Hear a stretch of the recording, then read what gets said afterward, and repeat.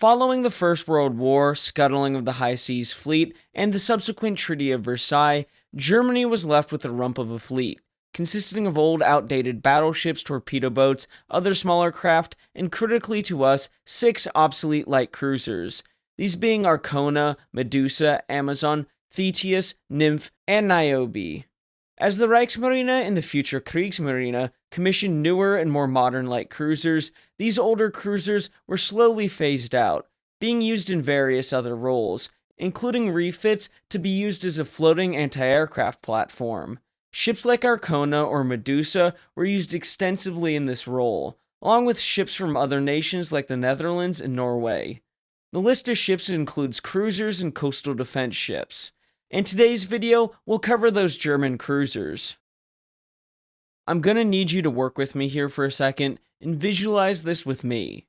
You're part of the German Admiralty in the summer of 1940, and your naval bases are being bombed. You're trying to find some ways to protect your bases. There's plenty of anti-aircraft guns to place at these bases, ranging from Germany to Norwegian coasts. But it takes time to install them and get them to bases. There had to be some way to get more AA guns to these bases and fast. Well, quite a few ships were lying around that could be transformed into floating anti-aircraft batteries, including the old German cruisers, old Dutch cruisers, as well as old Dutch and Norwegian coastal defense ships that would make a great platform to attach AA guns to them. To make things clear before we get into it, the Germans decided to make things confusing and rename those Dutch and Norwegian vessels to the names of the old cruisers, not to be confused with them. There are 6 AA vessels that we'll talk about eventually. The Arcona and Medusa were the old German cruisers we're going to talk about today. Simple enough. The Ariadne was the ex-Dutch Hertog Hendrik, a coastal defense ship. Niobe was the ex-Dutch Gelderland, a cruiser. Then Nymph and Thetis were the ex-Norwegian coastal defense ships. I'm not even going to try to pronounce these, so I'm going to put them up on screen now, just so we're clear about things. Looking at the German light cruisers, at the outbreak of the Second World War, the surviving old German cruisers initially had humble roles, such as accommodation ships and the like, notably for the U-boat arm of the Kriegsmarine. However, as I mentioned before, there were concerns about the level of protection available to German naval bases, leading to our 2 ships, the Arcona and Medusa, being refitted for new roles, along with foreign ships. Arcona was taken in hand at the Deutsche Werke in Kiel during May/June of 1940. No attempt was made to put her propulsion machinery, unused for nearly 2 decades, back into order, and you can't really blame them. Instead, she was to be towed around. Anyway, the fore funnel was cut down to form the support for a searchlight, although the after funnel was retained for good reason, as those boilers were still active, supplying steam for heating and electrical power generation. Of course, when it comes to weaponry, her outfit varied throughout this part of her career, with additions and things being taken off. Her paint scheme varied depending on where she was. Initially, though, she was fitted with 4 10.5cm, 4.1-inch, 45 caliber high-angle guns, initially fitted in the locations formerly occupied by the main battery of the ship on the forecastle and poop deck. These required the addition of large sponsons protruding over the sides to provide sufficient space for the gun crews for all-round firing. For close-in defense, the main battery was supported by a single 3.7cm gun and 6 single 2cm guns forward, amidships and aft. Arcona was rapidly brought into service, being anchored in the Schilling roadstead, some 19 kilometers or 11.8 miles north of the dockyard, and linked to a wider defense of local anti-aircraft guns. From here, she scored her first successful hits against enemy aircraft in late July 1940. She was moved to shallower waters later that year due to fears of aerial torpedoes, and in early January 1941, she was brought into the inner harbor of Wilhelmshaven, where in the summer she was given her first major refit, including 2 90cm searchlights, a new fire control director with a 6-meter rangefinder was fitted, exchanging positions with the after searchlight. Returning to service at the end of August, but was withdrawn to the inner port in January 1942 due to icing in the Jade estuary. While in the dockyard in mid-February, awaiting the March thaw, she and her half-sister Medusa were put on high alert owing to the presence of the battleship Scharnhorst in the dockyard for initial repairs following the Channel dash. Arcona left dock on March 17th, but due to the harsh winter, had to remain within the port for 2 more months, seeing further refits, including radar and more 10.5cm guns, along with the relocation of the 3.7cm guns. We're to take from Aidan Dodson and Dirk Nodelman in their article from Warships 2023. They write, having temporarily replaced Medusa on the south side of Wilhelmshaven during her half-sister's summer 1943 refit, Arcona was once more refitted during the winter of 1943/44 to her final configuration. She received a 6 10.5cm gun forward, supported by the replacement of the former 3-meter director atop the bridge with one equipped with a 6-meter rangefinder. A quadruple 2cm mounting was fitted aft in place of a single mount of that caliber that had replaced the after searchlight in 1943. On July 22, 1944, she was moved permanently from her customary location at Wilhelmshaven North, being towed around the Elbe estuary in front of the Kiel canal locks at Brunsbüttel. Here she relieved Ariadne in protecting the canal against attacks from seaward. Contrary to the reports that she was scuttled in the second entrance at Wilhelmshaven on May 3, 1945, she was still there at the German surrender. Sometime during the 6 weeks that followed, she was towed to Wilhelmshaven and the crew discharged. It was believed that she had shot down 19 Allied aircraft during the war. Before we continue, I want to put up this excellent visual of their characteristics. If you notice, there are other ships on here, those being the Norwegian ones. Again, we'll cover them in a future video. Anyway, getting on to Medusa, her rebuild was carried out by Rickmers at Wesemunde from May to August 1940. Although the conversion was on the same lines as the Arcona, as essentially she was a bare hull before her conversion, Medusa looked rather different, where she had a slim new funnel and a mast supporting a derrick amidships, and lattice-supported platforms fore and aft each supporting searchlight.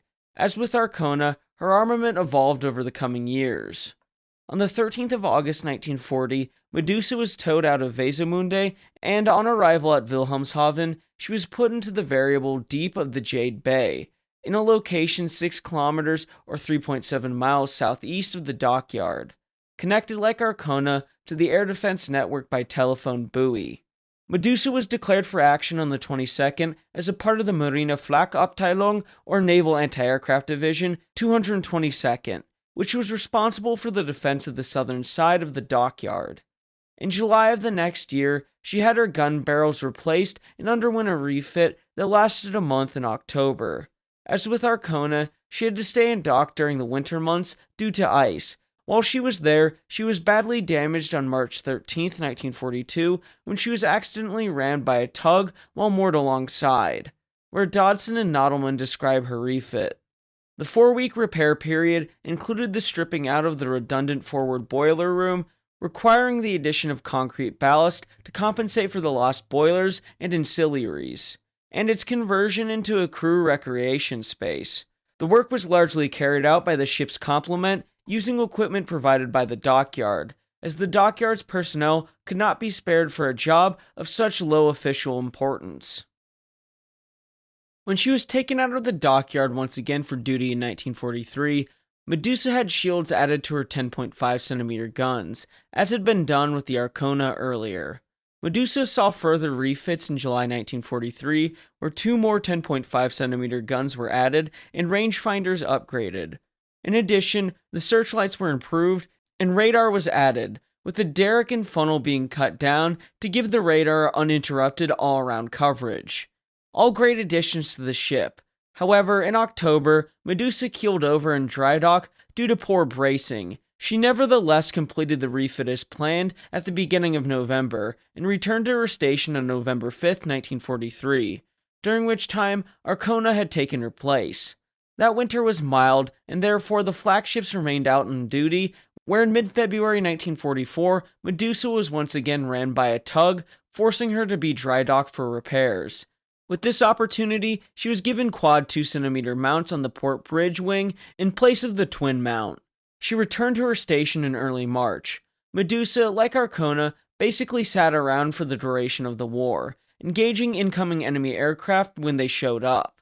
And in such case, in mid-April 1945, Medusa was severely damaged by British fighter bombers being towed by tugs to the Greater Harbor, where she was moored at the head of a German word I can't pronounce, so it's going up on screen now. As she was beyond the means of repair for the Germans at the time, 4 10.5cm guns were removed and employed on shore on April 22nd. The remaining 10.5cm and 1 quadruple and 4 twin 2cm guns were ordered to be removed on the 25th, but it wasn't done.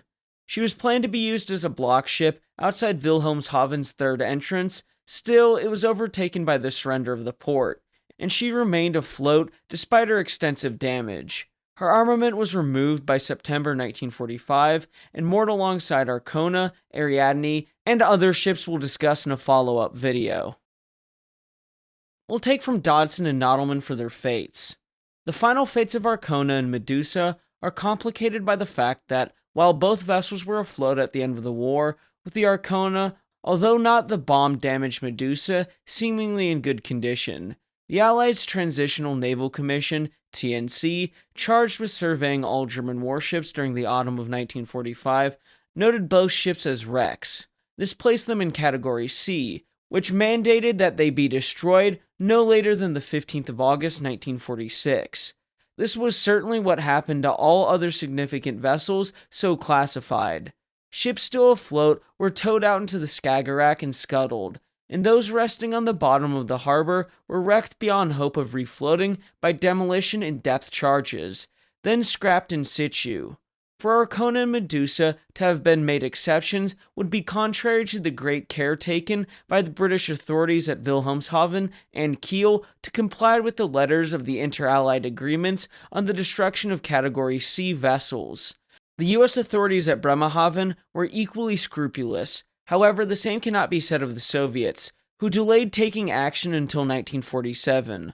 Although a considerable number of ships were then sunk, others were broken up afloat over some time. An interesting subject, I think.